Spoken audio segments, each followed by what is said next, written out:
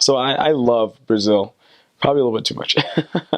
But one thing I really wanted as I went to Brazil is as I was in Brazil, I realized that their culture is just so awesome, and they have a lot of things that they do in their culture that we don't do here in the United States, and then vice versa. There are a lot of things we do that they don't do, and I feel like both had really, like, just really stable strengths, you know.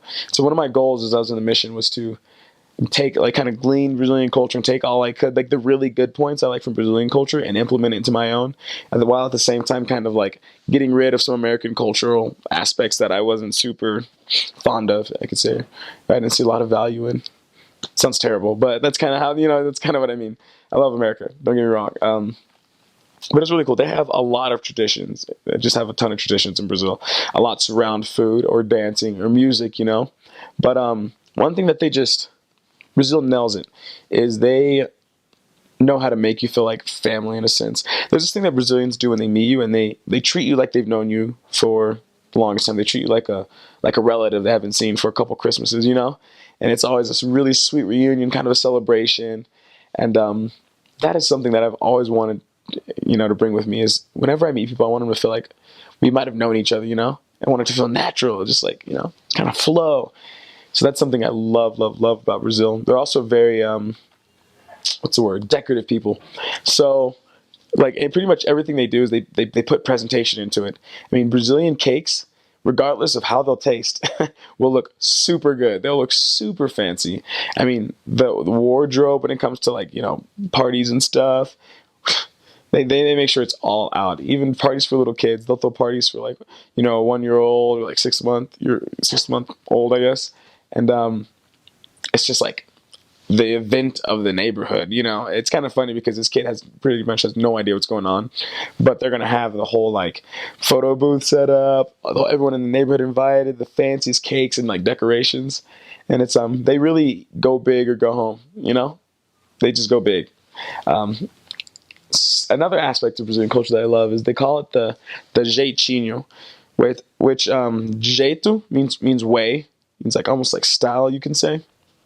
And jeitinho means like the little way. And it's this knack Brazilians have to always make something work out. They are the most resourceful people. If something's broken, they'll find a way to fix it. If they feel like they run into a dead end, they'll find a way around it. And that's something I really didn't realize that in America here. We're just like, okay, well, if it's broken, get another one, that kind of thing. Which is really common. But Brazilians will always find a way. And generally, that means you'll see some really weird things happening. Like, people will be driving, like, a wagon with a motor down the street. You're like, things that are like, maybe you shouldn't find a way to do that. But you know what I mean? That's kind of the mindset there. And so they're really resourceful. They don't give up easily. That's like Brazilian culture. So Brazilians love to tease.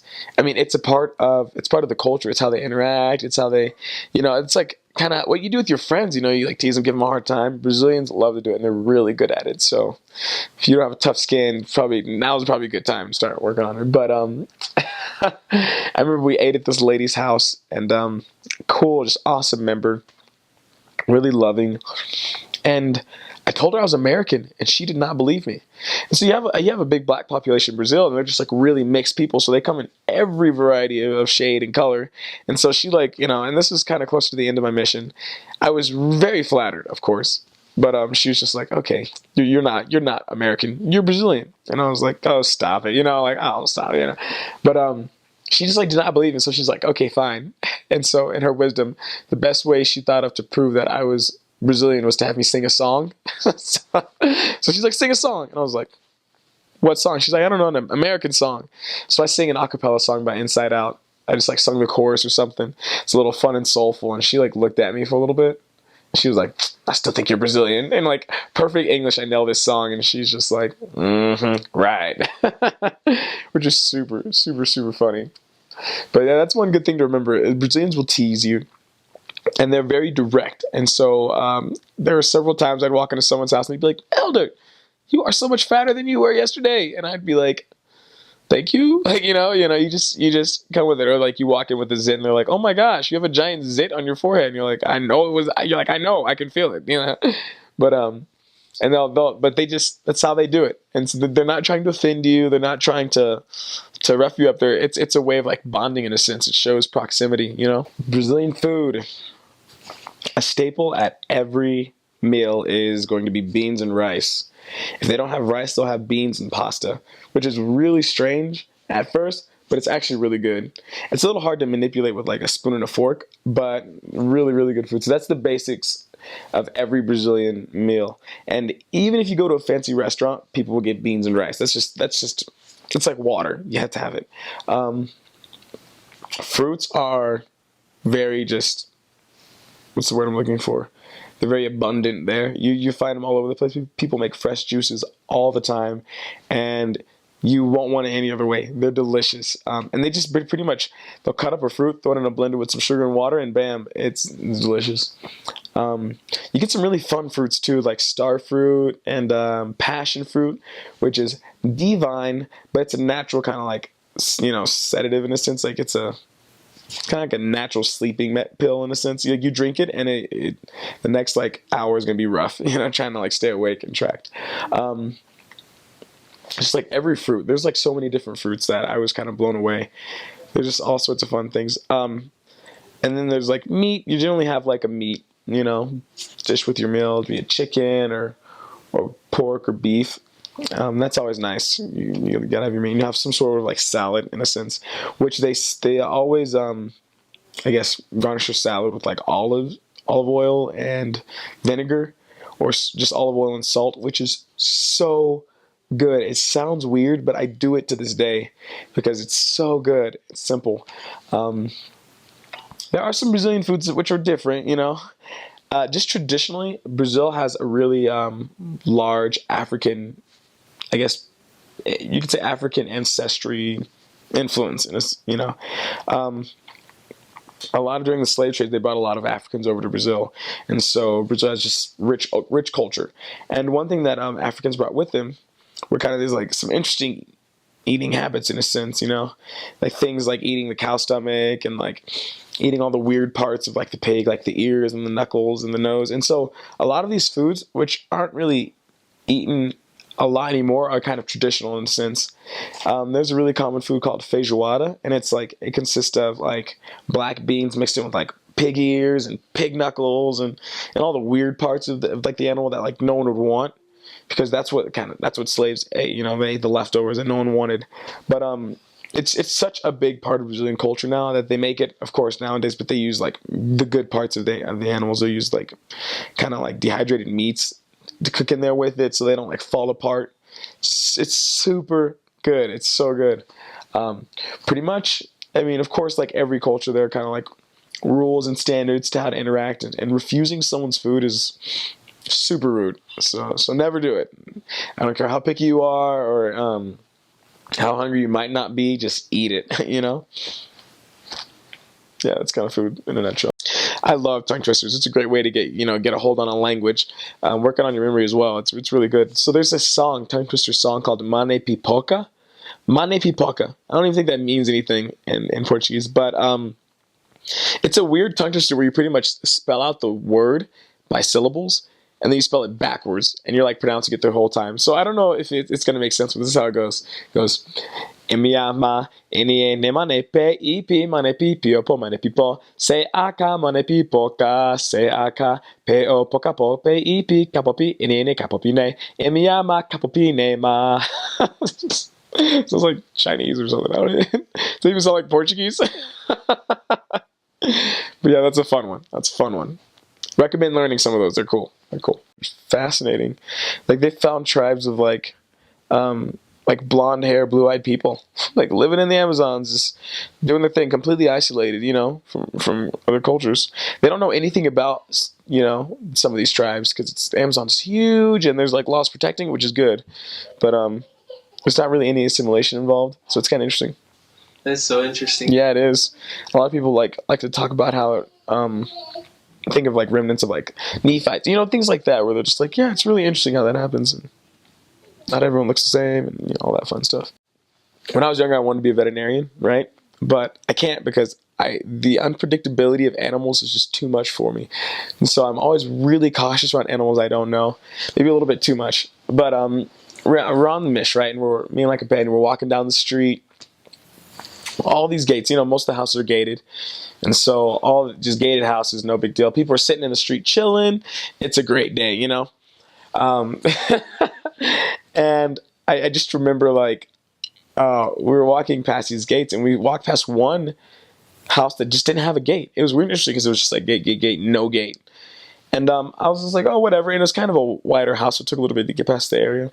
And so at one point, I looked down down at the house, and all I see is just this big dog just coming right at me. And it was about what, like you'd say, it's about like a couple yards away, and I just straight up flipped out. Like I just, and it wasn't even like a cool flip out where I was like, "Get away from me, dog!" It was like, ah! Like I just like my body just like did 15 things at once, and it was ugly. Like I just like freaked out and made a weird noise, and like the dog like stopped, like cocked its head to the side, and then just like turned around and walked in the other direction. I'm pretty sure the dog was like, "This kid's unstable. I'm gonna get a disease if I bite him." Like it was like, I was happy because it saved the day, but then at the same time, like everyone in the street had just witnessed this because they heard me make that weird like jelly noise, and so they were having a good laugh at it. But I do recommend it if that ever happens with a dog. Like, freak out, do something crazy. I don't know. Yeah. In one area that we lived in Rio, Rio is known for its gangs, right? But the thing about it is the gangs generally only mess with each other. They don't really mess with other people much. Which is kind of comforting, and especially don't mess with missionaries. But one day we were helping a member out. We were helping him fix a fence or something and do some service around his house. And of course, we're not wearing missionary clothes because we come ready to work hard and just get dirty, just kill it. Anyways, as we're finishing, we walk to the front of his house, and he stays back to lock the gate. And we just hear these like little pings, like little like firecrackers going off, and we're like, oh, that's cute. And then we see a ton of people running down the street. And me and my companion are like, what is going on? And this guy yells at us. He's like, hey, get out of here. Someone has a gun and they're running this way. And me and my companion were like, we just like didn't know. We like panicked. So I grabbed my companion and we just booked it to the first open door, which just happened to be this old lady's house that we bust into. And and we busted into this old lady's house, and she was just so scared because she thought we were the guys with the guns for a second, and she had her little dog, and she was like, are they running after you? And we were like, no. And we hid behind her couch, and they ran by, the guys ran by. But I just remember being like a really interesting experience where later I left and I talked to the member, and he talked about how a bullet like had just hit his gate, like kind of right by his head, and he got down. But no one was hit, which was a blessing in of itself, and it was a really good lesson to stay on your P's and Q's. You know what I mean? I was thankful to that random lady that I scared the death out of, but other than that, it was just another day in the life in Rio. Doesn't happen that often. Okay, just saying that. It doesn't happen often. But I'm gonna pretend like it does for like street cred, But yeah. Brazilian wildlife, man. I love. That was just really cool because serving in Rio, they, almost like São Paulo, they compare it to like the New York of Brazil. It's really it's been developed a lot. It's a big hub for businesses, and a lot of people from all over Brazil will come there. A lot of tourists come there, and so it's really developed. There's a lot of buildings and stuff. And I personally love nature, and so I remember when I got there, I was like, man, there's like no way. Like the only thing I'll find is like a little like street rat or something like that. That'll be the nature. But ironically, it's like they built the jungle. It's like they built the city around the jungle in a sense, where you still like run into like animals all the time. I remember running into little monkeys that are they're like squirrels there, little things just running around. They have parrots. They're not super common, macaws, but they're around. I remember one area there would always be one that'd fly by in the morning. It's almost like a rooster, kind of just making noises in the morning, which are actually really nice. So I didn't mind it. But there's just a lot of different fauna there. Like the plants are amazing. they're just a variety of colors, and they're all really extravagant. Because Brazil's pretty warm year round, they don't really go through a fall phase, and so they don't have a phase where the trees turn brown and start to shed tons of leaves. It's just like the plants just chill out a little bit. But and if anything, it's like they stay just as vibrant and just as full of life. There's a lot of reds in the plants out there, which is super cool because that just looks lush and just like powerful. A lot of stray dogs. I don't know if you can count that as like the nature. I was in one area so long, I got really comfortable with like all the stray dogs. Like I feel like I can recognize them by name almost. It was a good relationship. What else? Insects. Yeah, I'm trying to think. I mean, there's like the common insects that you'd find pretty much in like the south. I mean, there's snakes, and then you'd find like wasps and like all variety of ants. Leafcutter ants are pretty cool. That's something that I didn't see much here in the States, but I remember walking to a member's house and just seeing this like crazy train of like ants carrying like leaves that were like 15 times bigger than them. I was just like, I had to just take a second and just absorb nature, just to enjoy the view, which was super cool. Spiders, a lot of spiders. Don't worry though, they eat other bugs. So if you have a spider in your house or something, it's a good sign. A lot of bats. I got pooped on a couple times by a bat. Yeah, I was like, how does that happen? Don't you guys like sleep upside down? I don't know, but bats are really cool. The way houses are super open, and so it's not uncommon to get birds flying through your house too, which is a weird concept. I remember one morning I woke up to work out in the morning, and I opened this closet to get out like this, like, something to put on the ground. And I just remember seeing this like giant brown winged creature just like fly in my face. And of course, like every normal human being, I freaked out. Like I lost it. I was just screaming and stuff. And like I thought it was, the devil of bats or something, or like the queen of all birds. I just panicked. And later in retrospect, it ended up being a moth. But it was like this big. That thing was huge, and it must have like, I don't know, pupated in the closet there, because I don't know how it got there. It was huge. But it became a really fun experience. Just, my interaction with Brazilian nature and stuff. So, the weather in Brazil, you have half of the year it's really hot and just like super humid, and the other half of the year it's like kind of cool and rainy. It's like the rainy season.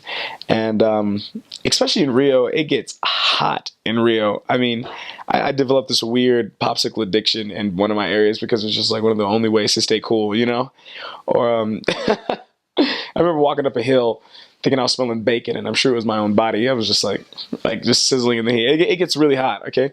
But in the rainy season, it's kind of cool. It's not exactly cold, but it's cool just to the point where if you get super soaking wet, you'll be a little uncomfortable and a little chilly, but it's really not that bad. It does get pretty cold at night though, so it's always something good to think about. Have get an extra blanket or something.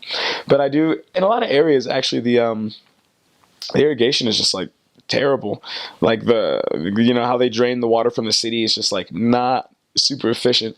And so in a couple areas, there were times when me and my companion would be heading home, in the middle of a strong storm, and we would realize that the streets would be completely flooded. Like it was like water up to our waist. I think that's the closest I've come to swimming on my mission. You know what I mean? Which is a no-no, of course. But I mean, when you got to get home. But I remember that was pretty bad in one of my areas. It was terrible. It was like a fun terrible. It was like, oh, that's terrible. But there's like the streets are like flooded. I don't know. That's pretty fun though. But yeah, lots of rain and lots of heat, so prepare.